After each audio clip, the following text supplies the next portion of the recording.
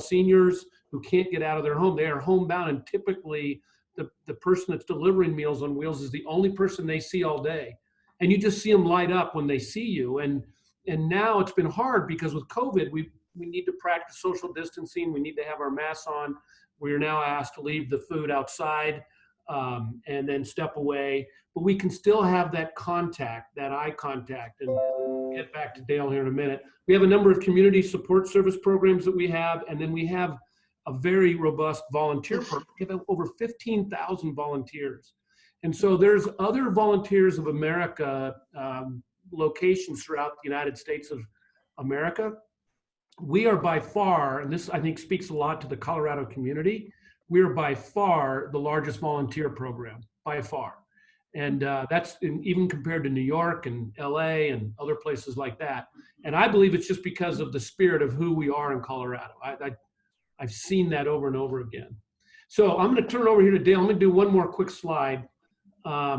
Just in the month of March through April, when really the heat of the battle with COVID really stepped up, these are just some general outputs that we have been doing, and again, through the help of our community and our volunteers. But let me give you some examples. The 54 veteran families placed into housing, that normally is about 35 to 40. So we've seen an increase here in this need. We served over 1,000 meals just at our one location called The Mission. It's a daytime shelter. We've seen our partners, business partners, have stepped up, including Epicurean Catering has donated. They donate these 1,000 meals a week to us. And they do it because they're trying to keep their employees employed, yet they also see a need in the community. And so the folks we serve have never eaten so well, trust me. We have 240 families that are what we call our family motel. This is really a neat location on Colfax. We've actually taken half of that hotel, about 40 rooms, and we've made it as the #1 spot in Denver for homeless COVID patients. So these are homeless individuals or families that have been tested positive for COVID. And needless to say, that's filling up quickly. And so we have full PPE enforced there. But the biggest thing is to continue to love on and touch these clients. The Meals on Wheels, that's 2,500 a day that we serve.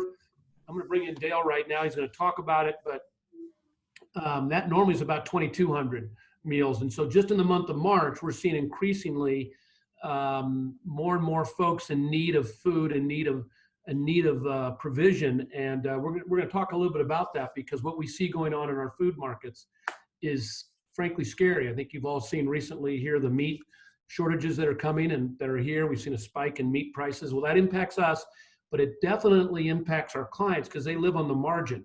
They're right there anyway. And any kind of increase like that now, they're kind of faced with a really tough decision. Do I put food on my table? Do I pay my rent? And that's something that we're advocating for very hard, to get them more resources. And you can see the rest of it here. I just would end on 840 new volunteer requests. We had a number of our volunteers who are over 60 and were dealing with other health issues. They're just wonderful people. Most of them still wanted to volunteer, even despite the fact that really this virus targets them. So we had asked them not to do that, to take a break of their loyal service. And we just had a huge influx. Our normal new volunteer a month is about 200, and you can see the number there, it's 840. So again, I'll just end on that. I'm gonna bring Dale up. I'm gonna scoot out of the way so we're socially distanced. And Dale, you talk a little bit about Meals on Wheels and then some of the challenges with food deserts and nutrition and things like that. I'm gonna take the share screen off, and it's all yours. Okay. You may have to take your mask off. Yeah, no problem. So Hi, again, Dale. everyone, it's great to meet you, even though it's virtual. We'd always like to do this in person usually, but so yeah, as Dave indicated, we have seen a pretty good spike, literally just in the last 5 weeks, of the number of meals that we're delivering on any given day. We run the operation about 6 days a week, so that is what that's based on, is about 2,500 meals a day that we're doing now. It was somewhere normally an average month between 2,200 and 2,300. So we've seen it somewhere between a 10 to 15% increase just in the last 30 to 45 days. It's created some challenges, obviously. I will say that we have a wonderful chef named Rich, who's our associate division director in the nutrition services. Got on things really, really early and produced a lot of our orders and things that we use that come from outside sources early in the game. So we have orders that are actually completed and just waiting for delivery all the way into the first week of June at this point. So I think we've done a good job of getting ahead of that. That also created a few little issues. Obviously, there's some shortages on a few things. And of course, there's overabundance on some things too. So we've had to adjust what some of our meals look like. I will say that the state has been extremely open, and Denver Regional Council of Governments has been very open to allowing us to change some of the guidelines and restrictions. Dave had mentioned, especially in the delivery process, that we can make contact now, but we don't have to physically take the meal into the home, or we don't have to actually, hand it off hand to hand, so to speak. We're allowed to make sure that they're there and then leave the meal outside for them. As far as production, it has created a few challenges as well. We have to social distance in the kitchen. We have to, be able to move away from each other, but still get the production done. So all in all, I think we've done an excellent job. We've got a lot of community support with new volunteers.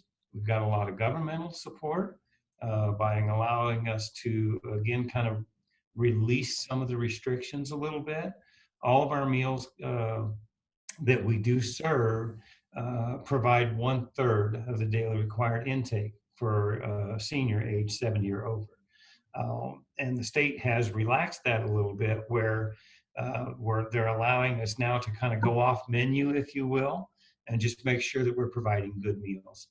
We've been able to probably stay about 90% on track with our actual meal production, where they're still getting that 1/3 daily required intake. Another thing they've allowed us to do is to produce the meals in advance and send them out chilled or frozen versus hot. So we're still sending out the meals, but we're sending them in a little different format. That helps to eliminate some of the food safety concerns that you may have with delivering additional meals and then having hot meals that have to be delivered within a restricted time frame. So that has helped quite a bit. So I guess I'd be open for questions at this point. Yeah. Yes. Thank you so much, Dale and David. And yeah, let's open it up for questions. Sure. If you want to unmute, if you have a question. Okay, well, I'll go. There's Christina. Okay, so I'll give a little background. When I was a child, I grew up in Colorado. My mom was on the Volunteers of America Guild, and so I'm going back to info I know about Volunteers of America from like 35 years ago. So this may be way outdated info. But back then, there was something where after restaurants closed at night or bakeries, they had a lot of leftover donuts or food that they would throw away.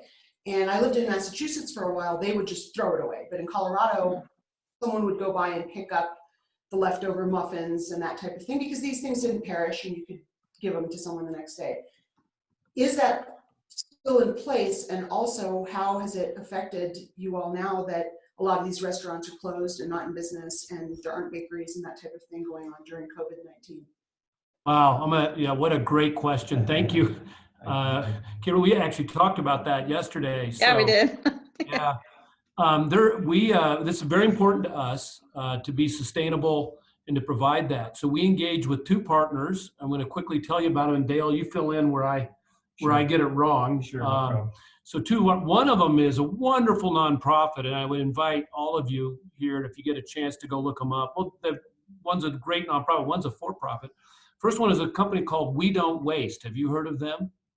We Don't Waste is in business for that very purpose. They go they go around to restaurants and they collect food that would have otherwise gone to waste.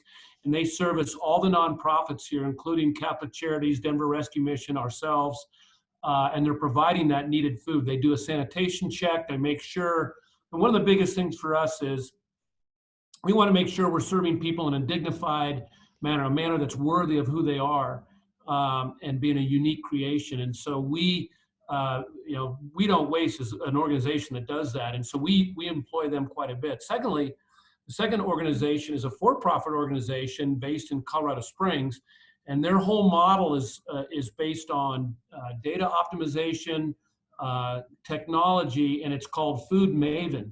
Can you talk a little bit about Food Maven and what they do? And they're really into, from what I know about them, they're into not only not wasting food and not letting it go to waste, but they're all about not letting stuff go into landfills and about carbon reduction. And that's really cool stuff. But talk a little bit about it if you can. Yeah, and really with both of them, I think especially Food Maven as a for-profit business, what their goal is to find where things are sitting in warehouses or they've been overproduced for grocery stores or whatever that might look like. And they're literally grabbing up hundreds of pallets of a specific item, and then they are offering it back out to purveyors like us that are providing meals at a discounted rate. So like a great example is like you maybe at the grocery store, you might pay $3.99 a pound or something for hamburger, and they grab up pallets and pallets of it, and maybe we're getting it for $1 a pound. So it's just a huge savings, but then it's not getting wasted. It's not getting discarded. It's actually it's not going to the landfill into production.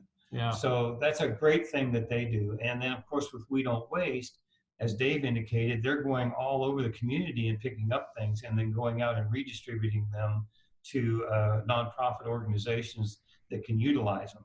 We get a lot of stuff from them as well as Denver Rescue Mission. We do have a lot of those community partners, especially restaurants and things that we were picking up kind of odd supplies for. We have a City Harvest Food Bank, which is a food bank for other nonprofit agencies. It's not open directly to the public, but we have about 40 to 45 that come every single week and pick up food supplies from us, whether it would be canned goods or grocery items or produce or bakery or whatever. A lot of bread that we get through Intimate Bakery and through Safeway as well. And then we redistribute that out to those 45 organizations who take it out and distribute it to the public directly. So we figure with that program prior to this, and I don't think it's probably changed a whole lot, that we touch about 45,000 individuals and families every year just through that City Harvest Food Banks. We see the pressure building. Even before COVID, as you all know, Denver is one of the most expensive, the Metro Denver, one of the most expensive places to live in America. We are rivaling San Francisco in terms of cost of living. And increasingly, we would see in the space that we're in, it's called the working poor. And these are folks that are working hard, and they're amazing contributors to society. There's not drugs, there's not alcohol issues, there's no substance type of things, there's no domestic violence. But you see them increasingly in our shelters. And the reason is they're making decisions on, well, I can get a free meal here, or I can pay my rent, I can pay my health bill. And maybe some of you are in that. I mean, we know that it's very prevalent. And so now with COVID, that's all been exacerbated tremendously. Yeah.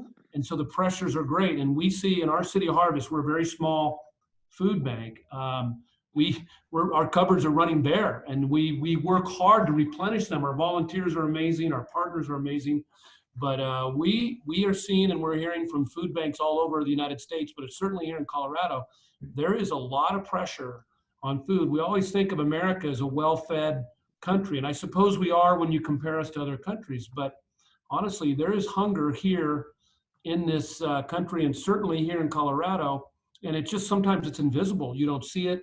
You know, and that makes it even more dramatic for us to solve. So we feel that pressure, but it's good. We're glad we're we're here doing this. It's an honor. Yeah, you're definitely a vital lifeline. Yes, but we only do that because you guys, this community allows us to do that and supports us, and it's a real blessing.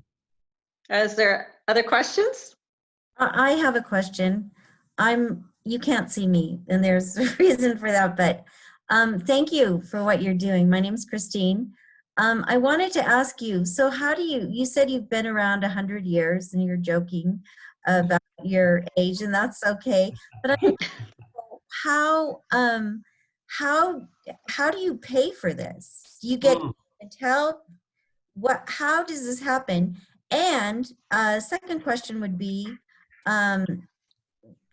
as far as like finding land or something, my husband and I have thought about this a lot, and my husband is a builder of tiny houses.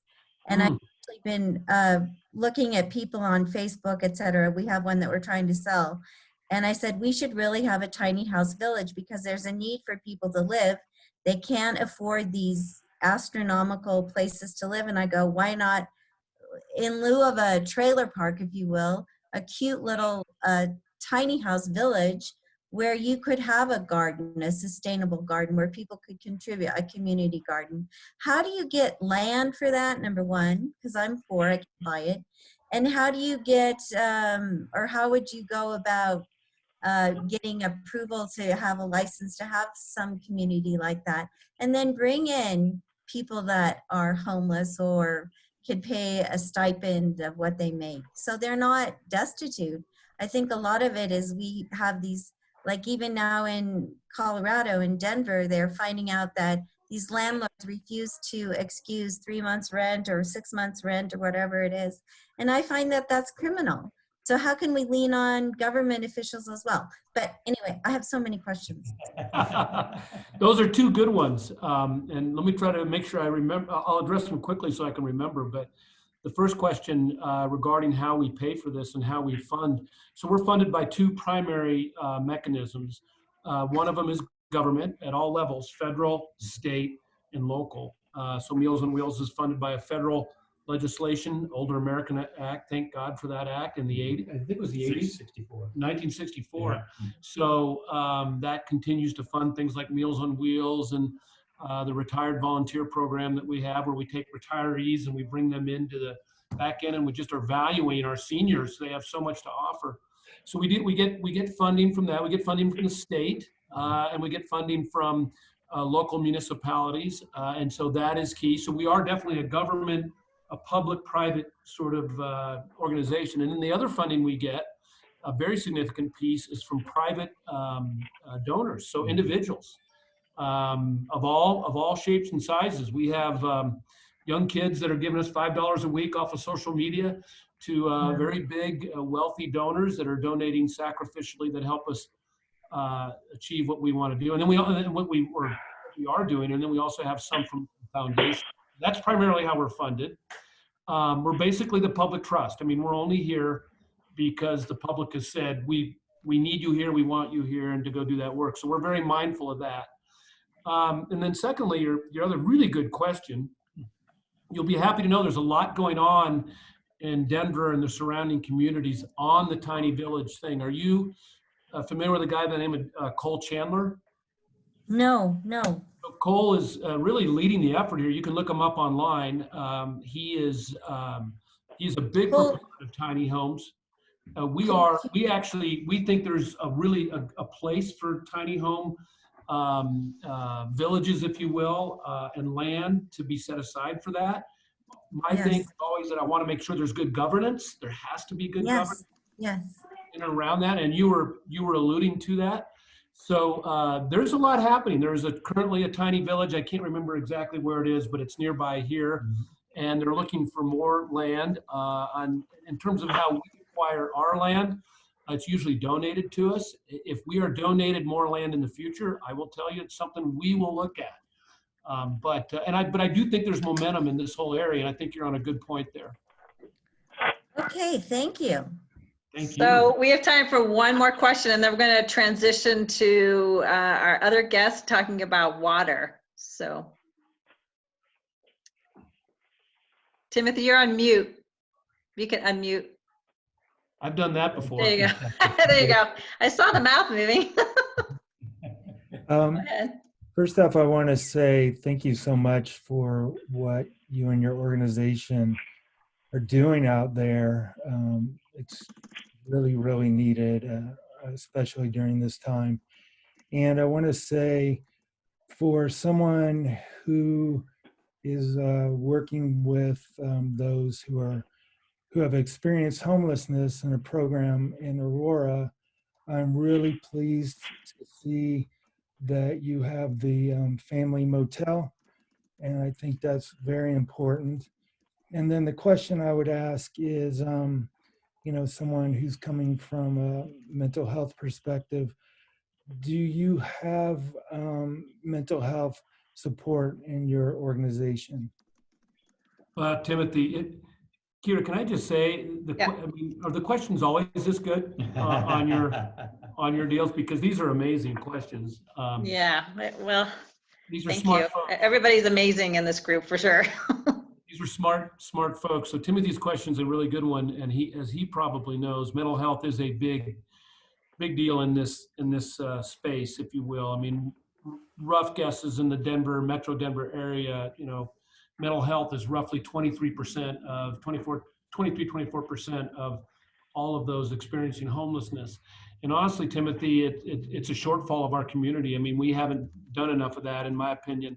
We have some here at Volunteers of America. We have Dr. Leslie Burwell, who's helping us in these areas, and she has several grants, governmental grants that are funding her operation. And she's way over my smart level. I mean, she's really neat, and she talks about a lot of these kind of things. And I think we need a better, more cohesively integrated mental health and also just the homelessness issue together, way more than we have right now. We're doing some of that. I do see in the mayor's budget here some really good things trying to be funded in that. I do think, just like the tiny village, we're seeing some momentum. I think people are realizing this.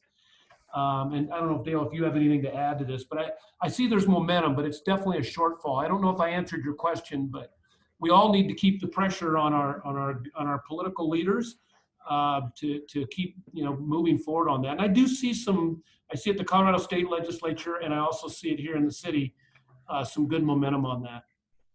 Thank you. Thank you. Thank you. All right, I know you have some meetings to go to, Dale and David, so we really appreciate your time and being on this, and, you know, giving this amazing information. All that you provide is just extraordinary. We're really grateful for all you're doing.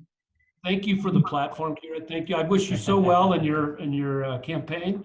Thank you. You've been a delight to work with, and I hope we can stay in touch.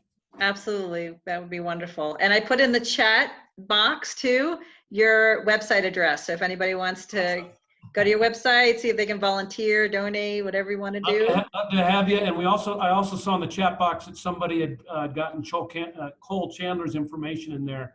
He's very knowledgeable in that whole area of tiny homes. He's a good guy. Excellent. Okay, thank you. All right, thank you. Bye now. Take care. And we have Ian here. There he is. Ah, you're on. Ian Tafoya. Is that how I pronounce it? Yeah, you got it right. Okay. Well, Ian and I met at the Capitol. We were both testifying actually in two separate occasions. You were at each of them. One was for the management of single-use plastic bags, straws, and styrofoam. And then the other one was for the ability to buy electric cars expansion.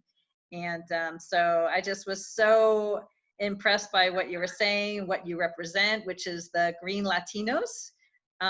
You gave me a little bio, so I'll just read just a little bit of it, that you began your career as a youth educator.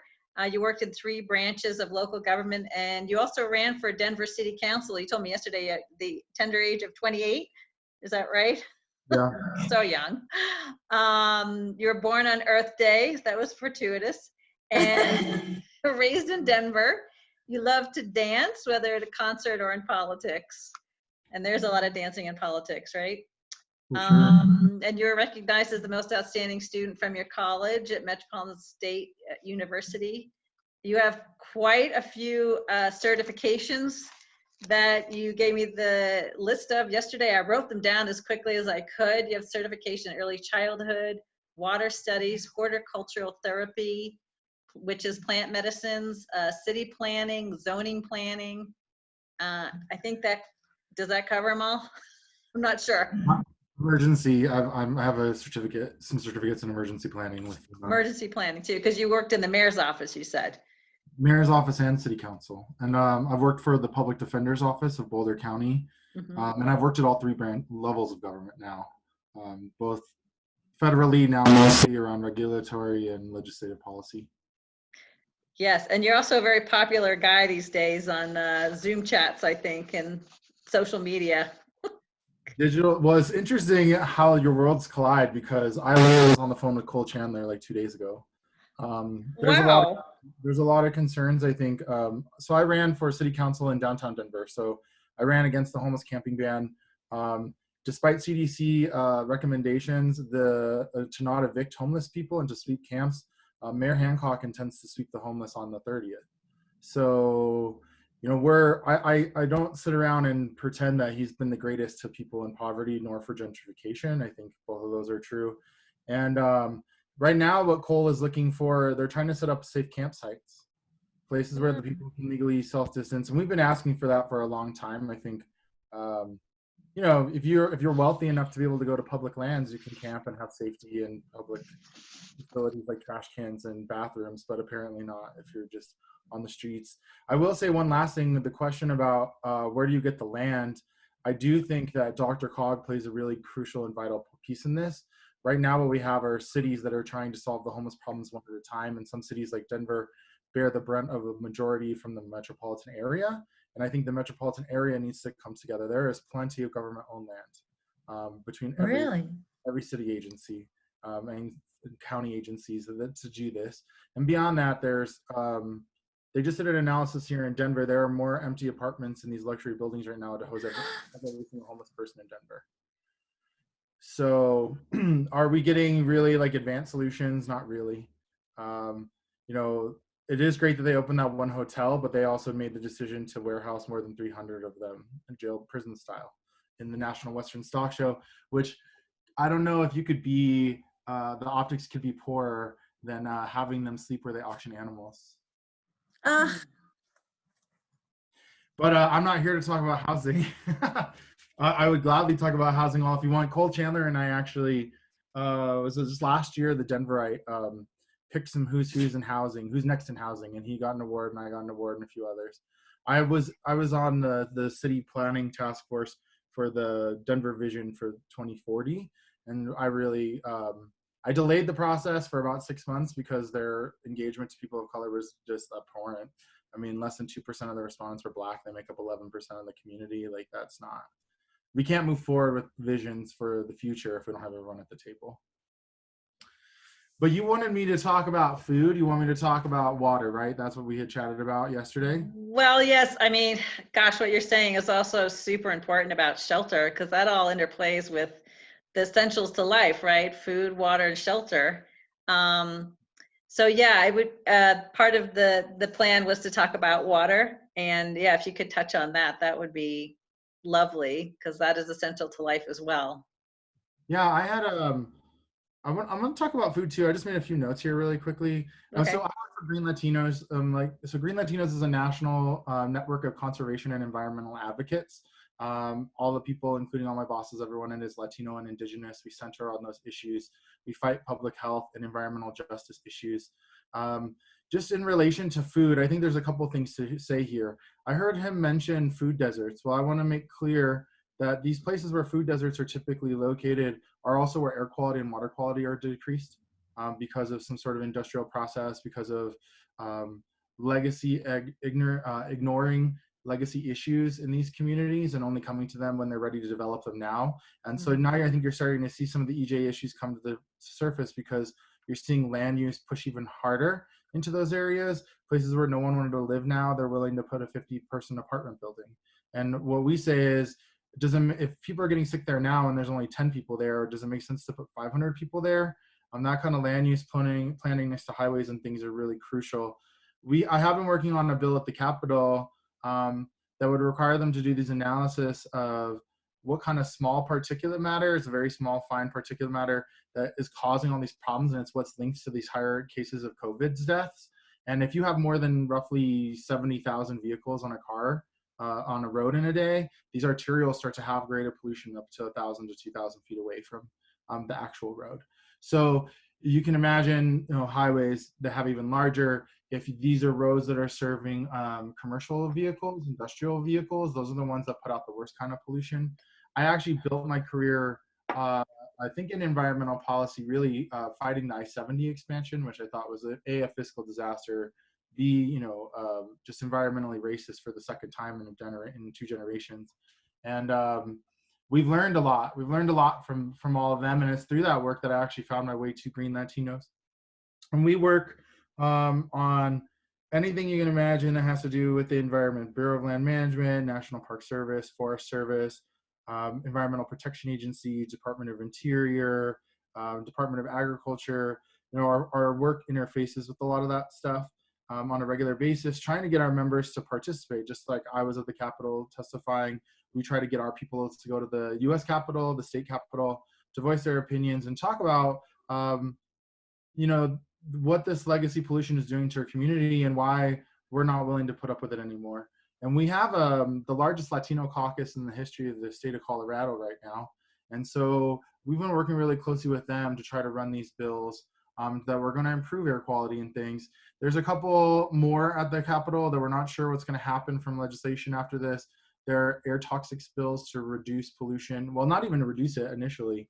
It's just to study it and to come up with legitimate safety plans for the 11 largest polluters in Colorado: asphalt factories, steel manufacturers, the refinery. These are concrete facilities. These are facilities that use a lot of fossil fuels, and so the outcome of the pollution and the waste is the same destructive things that come out of your tailpipe, but in higher concentrations usually. But in relation to the food, and he was talking about how they're trying to salvage and save food right now.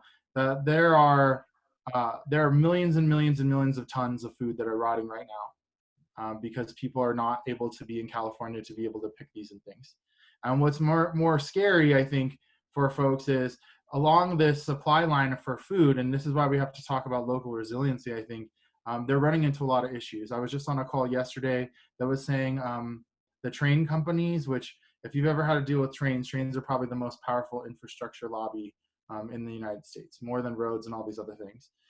It's the reason why we couldn't got our light rail to Boulder, because they were able to flex on us and use their eminent domain conversation. So the trains are not offering any discounts. They've lost a lot of their oil production that would normally be running on these trains. And so fertilizer companies, grain companies, food companies that would use these trains, they're not getting a break. And so the markets are dropping out on them. The cost of doing business has stayed the same. And so we're trying to figure out supply line issues. Additionally, under Trump's administration, there's been all sorts of issues with visas. I think that farm workers in particular, many of the immigrant farm workers come under what they call HB2 visas. There's been conversations about whether they're going to renew those or not. Trump's administration trying to walk the line, I think, between his supporters, who are vehemently racist, I would say, towards indigenous and Latino people. It's pretty clear when they're locking them up at the border and they're locking up children. I think we're very upfront in having that conversation. The border wall, which is violating 40 environmental laws at once that they're pushing through, that we're trying to sue. I mean, they're literally going into our most sacred land, like monuments, and they're destroying monuments to build these things. And so he's trying to weasel that line, I think, because farm workers are obviously very necessary, and we're seeing now how important and essential they are. As part of the stimulus package that's moving through right now, the Department of Agriculture wants to make a deal where, to bail out the farmers, they want to pay the farm workers less. So in this time when they're on the front lines risking this all the time, they want to pay them less, which we feel the opposite, right? Only 1 in 6 Latino workers can actually telecommute. So we are out there on the front lines, and we've been demanding hazard pay. We believe that we deserve the hazard pay if we're going to be the essential workers. We're demanding change in the long run for air quality if we're not going to have access to these. So we're trying to push back with the United Farm Workers on these. I mean, even here in Denver, or I mean, in Colorado, we just had a minimum wage update process last year that I participated in. And, you know, farm workers don't even have federal protection to minimum wage and hour standards and breaks. And it was like pulling teeth to be able to get 10-minute breaks for farm workers here in Colorado. And you know, my family were pickers in the fields, my grandma, and you know, she was an immigrant migrant farm worker, vice principal for a school for the youth in San Luis near Fort Lupton. And so it's really, I think, hard for me to see, because, you know, you grow up in this like Chicano culture, you grow up here knowing about the fight, and then to see that haven't really gotten that far in the last 40 years is really disheartening. But I had a chance to meet Dolores Huerta just a couple weeks ago, before COVID started. She was here talking about the census. I want to make sure everybody takes the census, you know, and telling everyone else to take the census, because basically you're getting entitled to a rebate. We're sending money to the federal government. We deserve to get it back. Each person brings in about $2 million over 10 years, or 100 people bring in $2 million to your community. So if 10 of you go get 10 people, it's a huge amount of money that comes back to your community. And I think it's really important for us to have that conversation. I did pull some demographics just on Douglas County. According to Douglas County, about 10% of your population is Latino, and around 1,500 or so of them are living in poverty. And so, you know, I just thinking about how that affects your housing and all those kinds of issues, I think is important. I also did have one last note here about pesticides, that, you know, we're constantly having conversations about pesticides and the exposure to farm workers. And this has been something that's going on a long time. And, you know, at the state capitol, we've struggled to even be able to pass legislation that would go after farm workers. And what's been really sad, I think, is I think we're starting to see this movement change by being in the space for environmental justice. But these people would rather do chip away policy, where you know, they want to give the ability for one county to be able to decide if they want to regulate pesticides or not. And I think whether you live in a county that's controlled by people who care about public health or not, you're entitled to public health. And then, so I think that that's a really good segue to some of the water issues that we had talked about. I think probably the most relevant one that's been in the news, it was just in the news yesterday about this, there's the largest ever rollback of the Clean Water Act passed in 1970 was announced the day before Earth Day, which I don't know if that could be more of a slap in the face to the conversation that we're trying to have. And what it is, the Clean Water Act, very long, all different kinds of rules and regulations depending on what you're trying to do and what you're trying to build, what you're trying to develop. This rule is called Waters of the United States. And what it is it lists what counts as a waters of the United States. And if you qualify as a waters of the United States, you have to go through a higher threshold of water quality protection and planning, right? It doesn't inhibit projects necessarily. It's just another layer to the permitting process that guarantees that the water quality meets federal standards.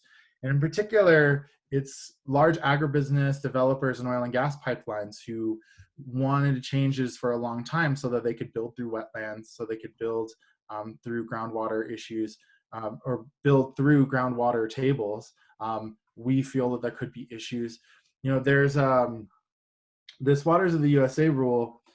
The big part that impacts Colorado is there is a definition of what they call intermittent or ephemeral streams. They're streams that don't run all the time. They run when it rains a lot. They run when the snow melts off. So you can imagine here in the West, it's like 90% of our water, our streams don't run all the time. In fact, if we didn't have the dams that we've built to protect us from flooding, we wouldn't even have the Platte River running all the time.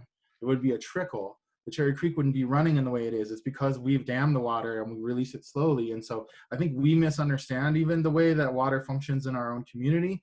So it's affecting about 80% of our rivers. And what it does is it's going to require the state of Colorado to somehow pass policy to be able to regulate to a higher standard. But this comes back to what I was saying about you should be entitled to the same clean water in Alabama as you do in Colorado. We're lucky if we're able to protect our water quality, but if these people can't affect their elected leaders, it's no good. There's another rollback that is another part of the Clean Water Act, and it's called the 401 rule. It's a 401 permit. What it does is it allows the state and or a tribal nation, a First Nation, to review a water project and determine whether it meets their water standards. So you're not allowed to have less than the federal water standards, but states are allowed to have more. And so if these projects don't meet their higher thresholds, then you can reject these projects. Well, Donald Trump has been very clear that he believes that the only way we're going to, you know, he doesn't talk about the Green New Deal because he doesn't talk about equity and making sure co-ops and larger minority-owned business owners. He wants to do private-public partnerships to these large multinational corporations who will full capital into our communities to build these things. And he wants to build them as fast as possible. He doesn't care about what the impacts are to the water quality and these things. And we're saying, whoa, you need to pump the brakes. So this rollback of 401, what it does is it shortens the window of time that you're able to actually respond to these. It used to be that you had an entire year from the time all the documents were gathered. Now they want to start the shot clock from the time the first letter is sent to you. Well, that allows a business to halt up the process, not provide you the documents. It puts you really in a bad place. And if you have austerity, which we're going into, are we going to have the actual bureaucrats in the government to review all these permits, or does it start to become rubber stamping? And that's a real concern.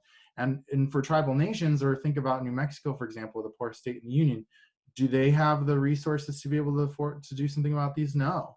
And then on the other end, they've built and coupled their public finance to this one natural resource extraction. We see it in Weld County as well, where their entire, such a huge portion of their paying for their firefighters and their police and on their teachers, all of it comes from this one sector, and it doesn't bode well for trying to find the balance with leadership between putting health and safety first and filling up your coffers to make sure that you can pay for all your things. So I think there's one other piece of legislation that I'd like to cover, and I think it's the National Environmental Policy Act. It's existed for 50 years. It requires environmental review of any federal funding project, or that travels interstate, because that covers federal boundaries. So think oil pipeline, think the I-70 project, these things. About 90% of the projects go through no problem. About 10% of the projects end up in litigation that goes on for years. And you know, Trump's administration has made the claim that we need to be moving these projects on. We can't be making decisions for 10 years. And what I would say is if it's working 90% of the time, the efficacy is pretty good. And these probably 10% needed to be checked. There were considerable issues there. These people really did have legal claims. They really did have an environmental claim to make in the first place, and to go through that process. And it doesn't even guarantee that you're going to stop a project or get the mitigations that you're looking for, but it just guarantees that you're involved in the process. So it's existed for 50 years. Donald Trump's administration made the decision to only have 2 hearings in the whole country to undo a 50-year law. And one of them happened to be here in Denver, Colorado. This was in February. We hosted people from all across the country. They limited the tickets. The tickets sold out in 3 minutes. It was like trying to buy tickets to the concert. And what was really disheartening is we heard that industry signed up for tickets and then they didn't use them. And they ended up actually closing the public comment early the day before, or the first day, even though we had hundreds of people across the street ready to testify if we were given the opportunity. So actually, then there were many, many indigenous leaders here, and they stormed the EPA and occupied the first floor of the EPA in February, and demanded more seats, and we got them. Now, just because we got to give comment, it doesn't necessarily mean that we're going to get what we want on the back end here. It's probably going to end up in lawsuits. On some positive notes, more than 90% of the environmental legal cases that have come from Trump's administration in this very moment they've lost. And so we've been able to protect and insulate the rules that we had before. But I think what's really disheartening is that we're wasting a lot of government resources, because every time you go into a new administration and then they open up these rulemaking processes, it costs a lot and we're spinning our wheels. And I don't personally think it's good for business. Even business adapts. They want stability. They want to know what this regulation is going to be. And if it's going to be that, then they're going to get their supply chains working. They're going to make sure they have the right environmental engineers. All that stuff lines up. But when you have this chaos going all the time, a lot slips through the cracks. And I think that's part of it. We've actually had a lot of conversations about how we haven't been able to really be on the offense with environmental policy, the Green New Deal and things. So Ian, I just want to open it up to questions too, because we only have like less than 10 minutes left. Okay. Yeah. So yeah, you covered a lot of ground. There's a lot going on. It's good to know that in the courts that these things are being held up at least. But like you said, oh my goodness, it's just taking a lot of time and energy and resources just to fight it. Yeah, they're making us organize each other and to fight these rulemakings instead of organizing more people for legislation. It feels like it's just a chaotic administration that's just haphazardly putting out these declarations, and then, you know, everybody has to scramble and then fight and say, what are you talking about? You know, this isn't good for our planet. This isn't good for our people. I don't know. But anyway, yeah, open it up for questions. Charles. Hey, Yeah, I'm just wondering about the naturally occurring pollution. You know, you have a target with people trying to develop something, but you have an awful lot of areas in drinking water, underground drinking water that already have radioactive elements in it. You know, I'm just wondering how do you deal with that perspective? Who's going to pay for it? Yeah, you know, groundwater is There's only 13 participants. And I know that a lot of y'all have wells, and you do think there's a lot of wells drilled in Douglas County, and so protecting and cleaning up individual wells is very expensive and probably not likely without government assistance for the average person. In regards to groundwater contamination for utilities, what it ends up doing is resulting in higher utility costs for the average consumer because they have to spend more money to clean the water. This well stuff you're talking about, there's a perfect example with the PFAS, the polyfluorinated alkali substances. They're called forever chemicals. In May, I'm going to be having a virtual screening of Dark Waters, which is a movie all about these chemicals. There's more than 5,000 of them. They use them in high intensity fires. They used them in a fire near Colorado Springs, and it adulterated and contaminated an entire watershed there. And also next to any sort of military base or airport or oil and gas facility where there's high intensity fires, they have these chemicals. Ian, do you have information on the show that you're going to provide? Black Waters, you said it's called? Dark Waters. Oh, Dark Water, sorry. Mark Ruffalo. I think we're securing the date. It was supposed to be in person. The Attorney General is going to join us to do a panel discussion. I think Mark Ruffalo, who played the character, he's going to be there. But the story basically is very Aaron Brockovich in a way. This gentleman is he spent his entire career working for DuPont and being a consultant for DuPont, and his relative convinced him to go out to this farm where all these cows were dying, and then the story unravels from there into legitimate muzzling of science and political action to stop the regulation of that chemical. If you have information on that, can you put it in the chat, and then we could all have access to it? Sure. Are there other questions while he's putting it in there? yeah, Ian, is there legislation that Kyra could put forth if these rules for the EPA still stand after January? Absolutely. There's definitely. Thank you. That's a good question. No, there's definitely laws and regulations, and if she won, we would definitely invite her to sit down. We have like an internal Colorado water table of leadership. I think water is so complicated in Colorado, and trying to find where to affect it, because you have stormwater, you have wastewater, you have utility water, you have groundwater, and they all have different rules and laws and regulations that oversee them. And we have a very complex water systems called prior appropriation, first in right, first in time. So whomever has a water claim that goes back to the early 1800s, they're the first one entitled to water. And so it leads to a lot of conflicts. And then in the San Luis Valley, then the Latino and indigenous people there, they actually have a water co-op system called the Acequia system, and it operates completely independent of the Colorado law system. Thank you. Okay, excellent. That's a great question, Bill. And I'd be happy to work with you, Ian, on these, because yeah, that's just incredible how much they want to try to roll back. We need to make sure we stay focused on our future generations as well as the now moment, right? Mm-hmm. And a lot of these, the current administration is all about how can we benefit in today's time, in the now moment, which is so short-sighted. I think it's replicated here too. I think the greatest thing that's inhibiting climate change policy, this water policy, it's business and cost. The water utilities often fight us when we want to go for higher water standards, because they don't want to have to put on rate increases to their customers. And they get into these weird marketing conversations. I've had them with Excel too, and I'm like, you're a government monopoly, like extinction monopoly. Like, it doesn't matter. We have to do the right. putting an excise tax to try to raise funds for a Green New Deal, or putting together a package to be able to update lead pipes. I mean, we can't let the utilities get by and say that the cost benefit analysis isn't worth it. These are human beings. Yeah, I thought we have 3 more minutes, and I know it's the end of the Zoom chat, but maybe we could just quickly introduce ourselves. We've been in this for about an hour, and it'd just be nice for everybody to know each other. Some of you already know each other, but just like your name and where you live, and that would be great. How about you, Charles? I'm Charles Buckman. I'm an analytical chemist. I live here in Parker in Grandview Estates, which is the oldest subdivision in the county. Thank you. And Christina? So I am Christina. I live in Parker as well, Douglas County, and I have an engineering background, but I find this very interesting. So it's nice to meet you all. Thank you. Timothy? Hi, I'm Timothy Bishop.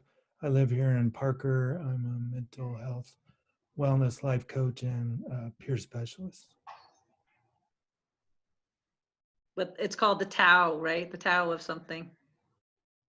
Yes, the Tao of mental health. Thank The you. Tao, sorry, I said it wrong. Tao of mental health. And Vivian? You unmute. Hello. Hi. I was called away to the front door. My apologies. I've been out of pocket for a while, but thank you for offering this information. It's been very helpful. Thank you, Vivian. And you live in Parker, right? I live in Parker, yes. Yes. And Jaisha?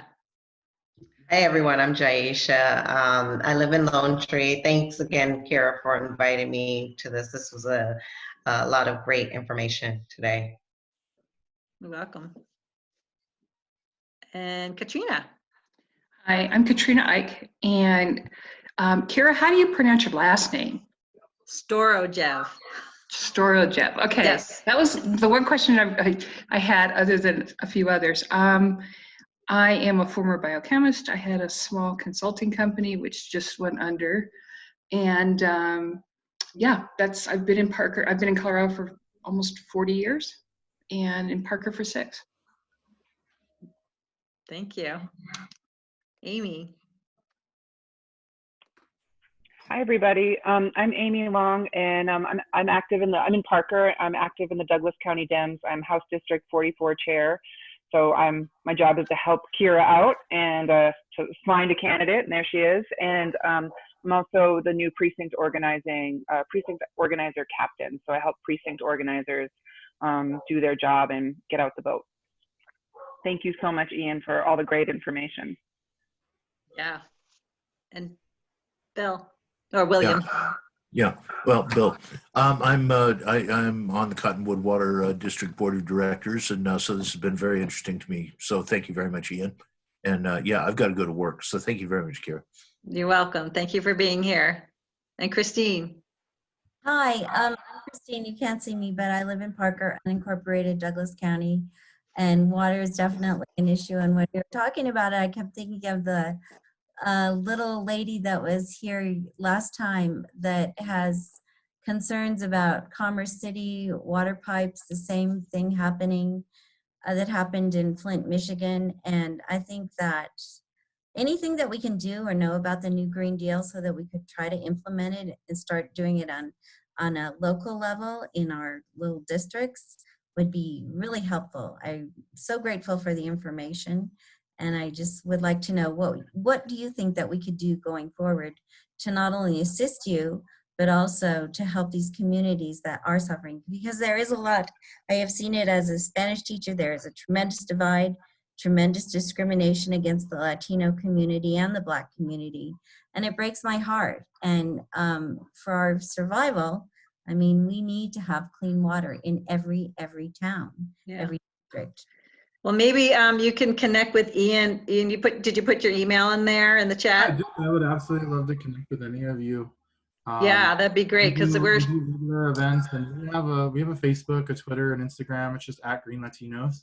And you can definitely see the work we're doing. Right now, we're doing an entire series called an Encuentro series, which is. But I have to interrupt you for a second because we have to cut off. We're at the 1 o'clock hour. I just want to finish up with Stephen and Robin, and then we'll need to tune out. Stephen, you there? Nope. Robin, you there? Sort of. Oh, there you go. Got it. Okay. I'm active in Douglas County Dems as well. I live in Highlands Ranch, and I have actually an issue that I can address with the woman who just spoke before about climate issues and how to advocate locally. One of the things that we're doing through a group called Energy and Environmental Initiative through the Douglas County Dems is trying to develop have our county do what's called a climate action plan. And it can be somewhat of a legal framework that is incorporated into master plans, which allows local municipalities and county and up to national level to develop a specific agenda to address climate issues. Lots of counties throughout our state have already done that. I can send a link with some information about that if anybody's interested. Yeah. And if anybody wants to put out their email address, please do in the chat. Thank you, Ian, for being here and for your time. It's very essential. I know you've got a lot going on. So yeah, and so please do go to his website, greenlatinos.org. And yeah, stay in touch with Ian for sure. We could definitely, support you in whatever way possible in all that you're doing. Well, thanks. Good luck in your race. Thank you. Yes, I'm excited about it. And I'm just, want to make sure we get this information out there and everybody gets to know people in the community who are activists that are making things happen. And you are making things happen and making changes. So I wish everybody a great rest of your day. And thanks for being here. Thank you, Ian, Thank for you, your Kyra. activism. Thank you. All right. Take care. Yeah. Bye. Bye.